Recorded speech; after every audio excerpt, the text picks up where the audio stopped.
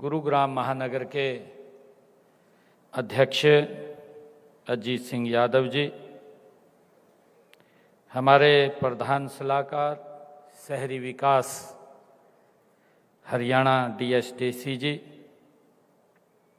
जयदीप जी जो OSD हैं आवास एंड शहरी कार्य मंत्रालय भारत सरकार,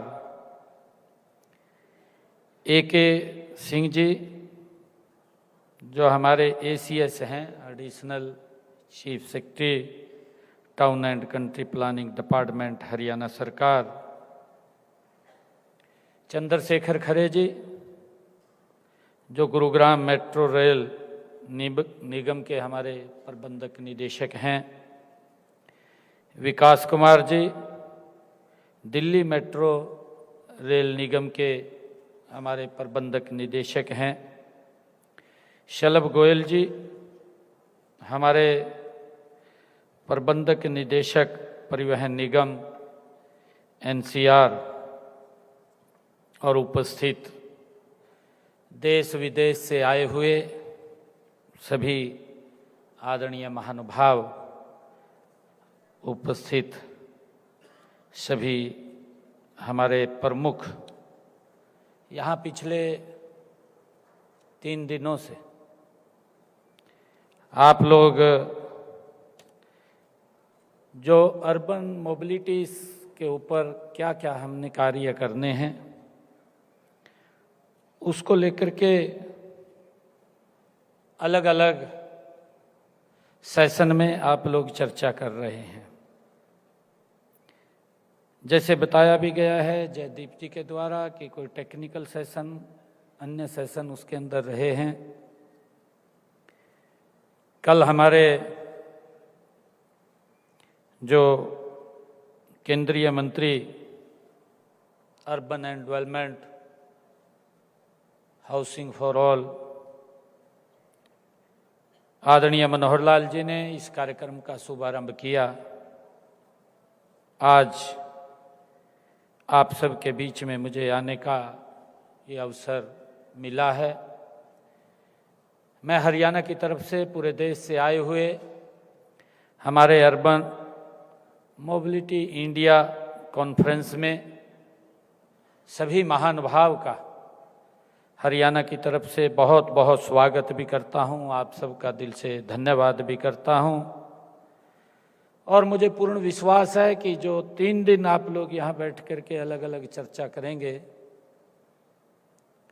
आदरणीय प्रधानमंत्री जी के उस विजन को, जो उनका संकल्प है भारत 2047 तक विकसित राष्ट्र बने, उस विकसित राष्ट्र में आप सबकी महत्वपूर्ण भूमिका होगी, वो इतिहास आप लोग लिखेंगे। यह मेरे लिए अत्यंत गर्व और गौरव का विषय है कि हरियाणा में ये जो राष्ट्रीय कॉन्फ्रेंस की हो रही है, ये पहली बार हरियाणा को इसका अवसर मिला है। हमें यह अवसर प्रदान करने के लिए मैं देश के यशस्वी प्रधानमंत्री आदरणीय नरेंद्र मोदी जी और हमारे केंद्रीय आवास एवं शहरी मामलों के मंत्री आदरणीय मनोहर लाल जी, मैं उनका दिल से आभार व्यक्त करता हूं। मुझे ये खुशी है कि उनके कुशल मार्गदर्शन और समर्थन से ही यह 3 दिवसीय आयोजन ये संभव हुआ है। मुझे खुशी है कि मैं गुरु द्रोण की नगरी गुरुग्राम में आयोजित इस 3 दिवसीय 18वीं अर्बन मोबिलिटी इंडिया कॉन्फ्रेंस कम एक्सपो में आप सभी का हार्दिक मैं धन्यवाद अभिनंदन करता हूं। साथियों, इस महत्वपूर्ण मंच पर एक साथ भारत के शहरों के बनते हुए भविष्य, उसके नवाचारों और नीतिगत विमर्श को सुनना, उसको सुनना और फिर विमर्श करना और फिर साझा करना, ये हमारे लिए एक गर्व का विषय है। साथियों, मैं यह आयोजन करने वाले संस्थानों, प्रदर्शकों और शोधकर्ताओं, देश विदेश से आए हुए सभी सहभागियों को इस विस्तृत एवं निर्णायक संवाद के लिए भी मैं उनको बहुत बहुत बधाई देता हूं। साथियों, आज जब मैं यहाँ पर आया, मैंने प्रदर्शनी देखी। मैं उस प्रदर्शनी के अंदर गया था, उसको देख रहा था। मैं चर्चा भी कर रहा था अधिकारियों से, परंतु मेरे ध्यान में जब मैं उस प्रदर्शनी का अवलोकन कर रहा था तो मैं सोच रहा था कि 2014 के बाद किस गति से भारत बदल रहा है, किस गति से भारत आगे बढ़ रहा है, ये उस प्रदर्शनी से देखने को आभास हो रहा था। मुझे खुशी है कि इसमें देश के शहरी परिवहन प्रौद्योगिकी और प्रणालियों में नवीनतम विकास, कार्यान्वयन, अभिनव विचारों के प्रचार और अच्छे शहरी परिवहन पहलों के आदान प्रदान को देखकर मुझे बड़ी खुशी भी हुई है। इसे देखकर जो प्रदर्शनी का अवलोकन मैंने किया है, जो उसको देखा है, मुझे विश्वास हो गया है कि अब हमारे शहरों का भविष्य वो उज्जवल है। साथियों, आज हम 21वीं सदी के उस मोड़ पर खड़े हैं जहां शहरी विकास की गति और दिशा, हमारी मोबिलिटी, ये प्रणालियों से ये तय होती है। इसकी वास्तविकता को समझते हुए इस वर्ष का जो थीम भी है वो अर्बन डेवलपमेंट एंड मोबिलिटी, इसको चुना गया है। आज मुझे खुशी है कि भारत विश्व की सबसे तेजी से बढ़ती हुई ये अर्थव्यवस्थाओं में से एक है। हमारे शहर इस बढ़ती हुई अर्थव्यवस्था के ये ग्रोथ के इंजन के रूप में काम कर रहे हैं। लेकिन यदि शहरों में जीवन की सहजता हमें सुनिश्चित करनी है तो हमें गतिशीलता को विकास के हर पहलू के केंद्र में हमें उसे लाना होगा। मेरा मानना है कि गतिशीलता सिर्फ एक स्थान से दूसरे स्थान तक ये पहुंचाना नहीं है, यह नागरिकों के सशक्तिकरण, अर्थव्यवस्था की मजबूती और पर्यावरण की सुरक्षा का ये आधार है। तभी हम इसको गति दे सकते हैं। साथियों, इस सम्मेलन में मुझे का मुख्य उद्देश्य यही है कि शहरों को बेस्ट अर्बन ट्रांसपोर्ट प्रैक्टिसेस से अवगत कराया जाए। और मुझे यह एक ऐसा मंच है, मुझे ये खुशी भी है कि ये ऐसा मंच है जहां प्रमुख निर्णायक कर्ताओं द्वारा अन्य प्रतिनिधियों के साथ संवाद स्थापित भी किया जा रहा है। साथियों, इस संवाद का यही लक्ष्य है कि प्रतिनिधिगण यहाँ से ऐसे विचार लेकर के जाएं जो उनके शहर व शहरी परिवहन को स्थायी रूप से वो विकसित कर सकें।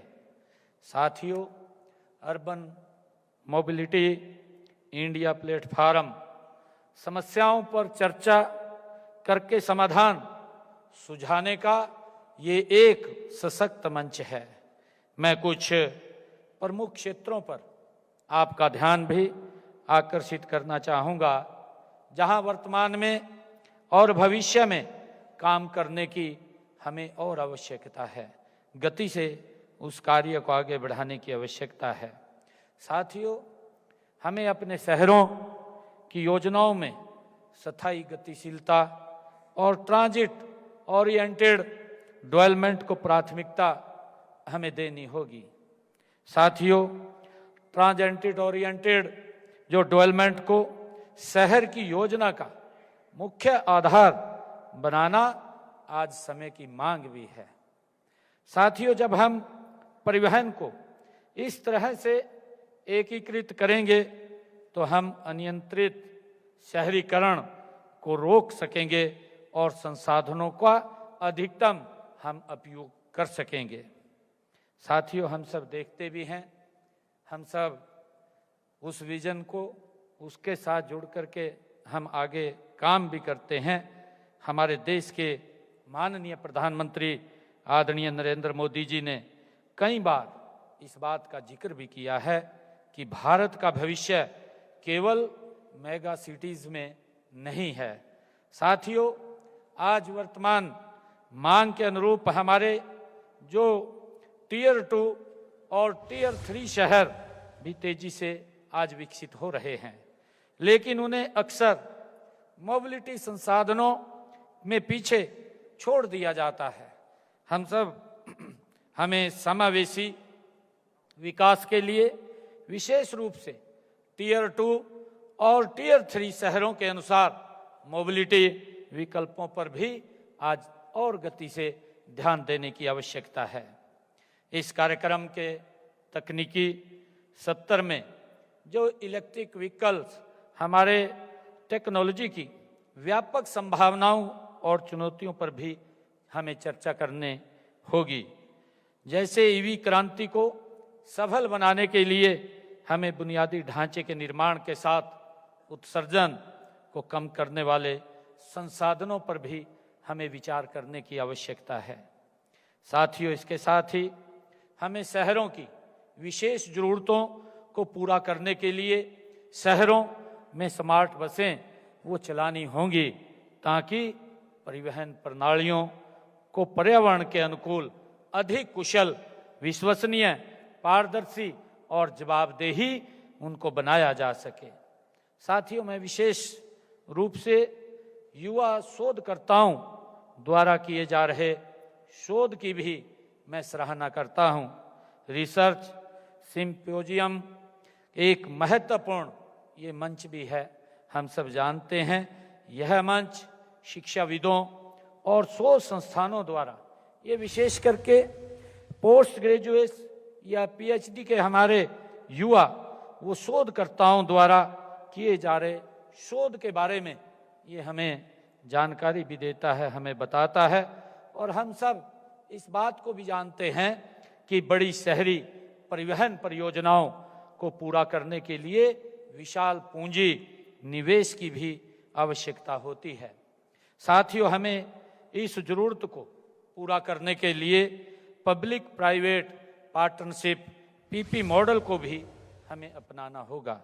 साथियों, यह मॉडल केवल धन जुटाने के लिए नहीं, यह नवाचार, जोखिम साझाकरण और दीर्घकालिक हमारे प्रबंधन के लिए ये अत्यंत जरूरी है। हम इसके ऊपर आगे बढ़ करके हमें काम करने की आवश्यकता है। साथियों, हमें परिवहन को राजस्व सृजन के केंद्र के रूप में भी देखना होगा। हमें नॉन फेयर बॉक्स राजस्व की रणनीतियों पर भी हमें विचार करना होगा। सबसे पहले हमें यह भी समझना होगा कि शहरों के अंदर जो चलने वाली बसें हैं वो आर्थिक विकास का आधार भी हैं। हम सब इस बात को जानते हैं कि बेहतर कनेक्टिविटी से व्यवसायों का विकास होता है। जितनी अच्छी कनेक्टिविटी जहां पर होगी उतना ज़्यादा वो क्षेत्र डेवलप करेगा, आगे बढ़ेगा, वहां पर रोजगार के अवसर ज़्यादा पैदा होंगे और हमारी अर्थव्यवस्था की गति भी तेज होगी। इस बात को हम सब जानते हैं। एक ही विषय अगर हमारी कनेक्टिविटी वहाँ पर ठीक हो। साथियों, मेरा ये मानना है कि एक जीवंत शहर वह होता है जहाँ हर नागरिक सहज और सुरक्षित महसूस करे। इस सम्मेलन में एक्सेसिबिलिटी और जेंडर मेन स्ट्रीमिंग जैसे महत्वपूर्ण जो हमारे पहलुओं पर भी यहाँ चर्चा होगी। हमारी योजनाएं, नीतियाँ विशेषकर दिव्यांगजनों, महिलाओं और बच्चों के लिए सुरक्षित एवं सुलभ होनी चाहिए। साथियों, नागरिकों को शामिल किए बिना कोई भी समाधान आपका सफल नहीं हो सकता। शहरी परिवहन की हम समस्याओं के समाधान के लिए नागरिकों, विशेषकर युवा पीढ़ी की भागीदारी अत्यंत ये जरूरी है। साथियों, मैं इस कार्यक्रम में आयोजित होने वाले सत्र young voice for planning India cities की भी मैं सराहना करता हूं, जहां आपने इसके ऊपर चर्चा की है। हम सब जानते हैं कि युवा ही देश का भविष्य है और हमें उन्हें मंच देना ही होगा। साथियों, वर्तमान समय में पूरी दुनिया के सामने जलवायु परिवर्तन एक बड़ी चुनौती भी है। हमें भारतीय शहरों के लिए कम उत्सर्जन वाले जो क्षेत्रों को विकसित करने की दिशा में हमें तेजी से काम करने की आवश्यकता भी है। साथियों, कि हमारा ये मानना है कि सतत विकास की वास्तविकता का ये मार्ग है। हम यह मानते हैं कि यह धरती केवल हमारी नहीं है, बल्कि आने वाली पीढ़ियों की यह धरती है। साथियों, क्योंकि हमने हरियाणा के अंदर इसको लेकर के, जलवायु को लेकर के, कि उसका दोहन ना हो, क्योंकि आने वाले समय के अंदर हमारे सामने ये बड़े चैलेंज भी हैं। कोई भी सिटीज अगर डेवलप होता है, डेवलप के साथ साथ हमारे सामने कई चैलेंज खड़े होते हैं। उन चैलेंजों को भी उस डेवलप सिटी के साथ साथ हमने विचार करने की आवश्यकता है। और इसीलिए हमारे सभी विकास कार्यों का उद्देश्य है कि आज के संसाधनों का उपयोग इस प्रकार हो कि हम उन्हें अगली पीढ़ी को भी सुरक्षित सौंप करके जाएं। क्योंकि जब हम आज जो हमें अपने पूर्वजों से जो विरासत में हमें जो चीज़ें मिली हैं और जिस प्रकार की हमें मिली हैं, हमारा ये दायित्व बनता है कि हम आने वाली पीढ़ी को उसी प्रकार का वातावरण वो दे करके जाएं। क्योंकि इसके साथ साथ जैसे हम डेवलपमेंट में आगे बढ़ रहे हैं, डेवलपमेंट के साथ साथ हमें उन विषयों के ऊपर भी उसके साथ साथ विचार करने की आवश्यकता है। हमने साथियों हरियाणा में हरित और समावेशी शहरी परिवहन की को अपनी प्राथमिकता में हमने रखा है। हरियाणा में मेट्रो नेटवर्क का विस्तार गुरुग्राम, फरीदाबाद, बहादुरगढ़ और सोनीपत में वो किया जा रहा है, ताकि प्रमुख शहरों के बीच आवागमन ये सुगम हो और समयबद्ध हो सके। और इसी के साथ हमने RRTS व नमो भारत रेल प्रणाली को भी हरियाणा के विकास के विजन में हमने इसको प्रमुख स्थान दिया है। साथियों, यह तेज रफ्तार रेल नेटवर्क दिल्ली, गुरुग्राम, करनाल और जेवर अंतर्राष्ट्रीय हवाई अड्डे को ये सीधे जोड़ेगा और इससे राष्ट्रीय हमारी राजधानी क्षेत्र में एक नया आर्थिक गलियारा वो तैयार होगा और लोगों को सुरक्षित, आरामदायक तथा ऊर्जा कुशल यात्रा का विकल्प भी मिलेगा। साथियों, जब हमारे रास्ते ठीक होते हैं, हम देखते हैं, हमने 2014 से पहले अगर हम देखें, दिल्ली के अंदर भी अगर हम नज़र डालें तो दिल्ली के लोग इस बात को लेकर के बहुत ज़्यादा वो माइग्रेट होते रहते थे कि दिल्ली के अंदर आना जाना बड़ा सुलभ नहीं है और उनको बड़ी दिक्कतों का सामना करना पड़ता है। मैं भी अगर कभी, एक समय था दिल्ली के अंदर आते थे, किसी भी तरफ से अगर दिल्ली में बढ़ते थे, 4-4 घंटे मुझे अपने स्थान पर 5-5 घंटे पहुंचने में लगते थे। परंतु देखते देखते दिल्ली बदल गई है इन 11 वर्षों के अंदर। आज अगर हम हवाई अड्डे से सोनीपत की तरफ हमें अगर जाना है तो मात्र 30-35 मिनट के अंदर हम सोनीपत पहुंच जाते हैं। ये एक बड़ा बदलाव इसके अंदर लोगों के जीवन में भी आया है। और साथियों, हमारा ध्यान बड़े जो बुनियादी ढांचों के साथ लास्ट माइल जो हमारी कनेक्टिविटी है उस पर भी हमारा ध्यान है। हमें शहरों में इलेक्ट्रिक CNG बसें, ई-रिक्शा और साइकिल ट्रैक्स को भी हम बढ़ावा दे रहे हैं। साथियों, हमने गुरुग्राम के अतिरिक्त 12 अन्य प्रमुख शहरों फरीदाबाद, पंचकुला, रोहतक, करनाल, हिसार, पानीपत, यमुनानगर, सोनीपत, भिवानी, रेवाड़ी, कुरुक्षेत्र और अंबाला में भी आधुनिक सिटी बस सेवाएं हमने शुरू की हैं। साथियों, राज्य की इलेक्ट्रिक वाहन नीति हम के तहत प्रदेश में हमने चार्जिंग स्टेशनों का तेजी से भी विस्तार किया जा रहा है। साथियों, हमें केवल नए शहरों के निर्माण पर ही नहीं बल्कि शहरों के रचनात्मक पुनर्विकास पर भी हमें ध्यान देना होगा। यह मुझे खुशी है कि यह कॉन्फ्रेंस एक महत्वपूर्ण मंच है जो हमें प्रमुख मुद्दों पर चर्चा करने और उनका समाधान करने के लिए सुझाव देने का ये अवसर प्रदान करता है। मैं यहाँ उपस्थित सभी हमारे प्रतिभागियों और से आग्रह करता हूँ कि आप इस मंच का पूरा लाभ उठाएं और इसको, जो मुझे यह जानकर प्रसन्नता भी हुई है कि इस 3 दिवसीय सम्मेलन के दौरान शहरी परिवहन में उत्कृष्ट व सर्वोत्तम प्रदर्शन करने वाली परियोजनाओं के लिए 8 विभिन्न श्रेणियों के पुरस्कार भी यहाँ उनको दिए जाएंगे ताकि वो और अच्छे से आगे बढ़ सके, काम कर सके। और इस प्रकार से सम्मानित करने से और भी हमारी जो परियोजनाएं हैं, जो लोग हैं, उनको भी इसका लाभ मिलेगा। साथियों, मैं इस बात पर भी बल देना चाहूँगा कि कल होने वाला जो हमारे मेयर्स आएंगे, कल जो मेयर्स का सत्र है, शहरों को अधिक रहने योग्य बनाना, उस अत्यंत महत्वपूर्ण इस विषय के ऊपर आप सब मिलकर के चर्चा उस पे करने वाले हैं। मेरा ये विचार भी है कि हमारे जो मेयर के पास वह शक्ति और स्थानीय जो ज्ञान होता है, जो हमारी योजनाओं को वो धरातल पर उतारने का काम करता है। मैं अर्बन डेवलपमेंट और मोबिलिटी कार्यक्रम हमें यह याद भी दिलाता है कि हमें शहरी विकास का एक समेकित मॉडल तैयार करना होगा। एक समेकित जो मॉडल ही एक मजबूत शहर का निर्माण करता है और एक मजबूत शहर एक मजबूत राष्ट्र का निर्माण करता है। हम सब इस बात को जानते हैं। साथियों, हमें यहाँ से मिलकर के जो विचार हम लेकर के उन्हें अपने अपने शहरों में जाकर लागू हमें करना है, इसको लेकर के भी हम यहाँ से लेकर के जाएंगे।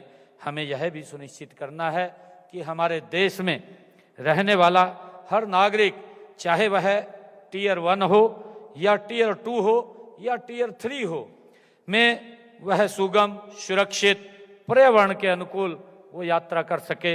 इसके लिए हमने इस योजना का हमारे शहरों को, आप सब लोग यहाँ जब 3 दिन बैठ करके इसके ऊपर चर्चा कर रहे हैं तो इसका बड़ा लाभ हमारे शहरों को भी मिलेगा। साथियों, आप ही वह शक्ति हैं जो देश के यशस्वी प्रधानमंत्री आदरणीय नरेंद्र मोदी जी ने जो विकसित भारत के सपने को धरातल पर आप उतारेंगे, क्योंकि आपके पास वो विजन, आपके पास वो नीति वो इस प्रकार की है कि इसका देश के नागरिकों को बड़ा लाभ मिलेगा। आपसे अपेक्षा है कि आप परियोजनाएं बनाएं और उन्हें सही ढंग से धरातल पर उतारने का काम भी करें। मैं अंत में एक बार फिर आप सबका स्वागत करता हूं। आइए हम सब मिलकर के विकसित भारत बनाएं, जहां हर शहर साफ हो, सुंदर हो और समृद्ध हो। आप सब यहां आए हैं, मैं पुनः आप सबका बहुत बहुत स्वागत और दिल से धन्यवाद करता हूं। जय हिंद, जय भारत, जय भारत।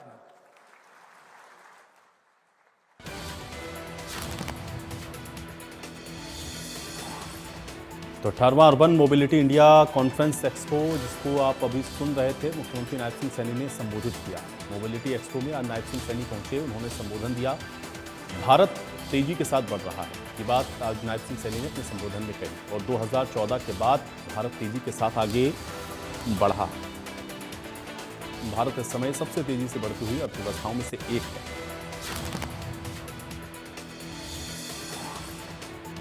विकसित भारत का संकल्प हम पूरा करेंगे, इस बात को भी नायब सिंह सैनी ने कहा है। और बेहतर कनेक्टिविटी से अच्छा व्यापार होगा, इसको भी नायब सिंह सैनी के द्वारा कहा गया। युवा ही देश का भविष्य है, नायब सिंह सैनी ने इस बात को भी कहा। दुनिया के सामने जलवायु परिवर्तन एक बड़ी चुनौती है, नायब सिंह सैनी ने इस बात का भी जिक्र किया। कई शहरों के अंदर सिटी बस सेवा की शुरुआत की गई है, इसको भी नायब सिंह सैनी ने बताया। और विकसित भारत का संकल्प पूरा होगा, ये बात नायब सिंह सैनी ने आज कही है। इस एक्सपो को संबोधित करते हुए नायब सिंह सैनी की ओर से ये बातें कही गई। तो नायब सिंह सैनी ने आज इस कॉन्फ्रेंस एक्सपो में शिरकत की है। युवाओं को उन्होंने संबोधित किया। नायब सिंह सैनी ने संबोधित करते हुए ये बताया कि विकसित भारत का जो संकल्प है वो किस तरह से पूरा होगा। 18वां urban mobility India conference expo है, जिसमें आज मुख्यमंत्री की मौजूदगी थी। और मोबिलिटी एक्सपो में नायब सिंह सैनी ने संबोधित करते हुए ये बातें कही। देश की दिशा और दिशा इस एक्सपो के माध्यम से तय होगी।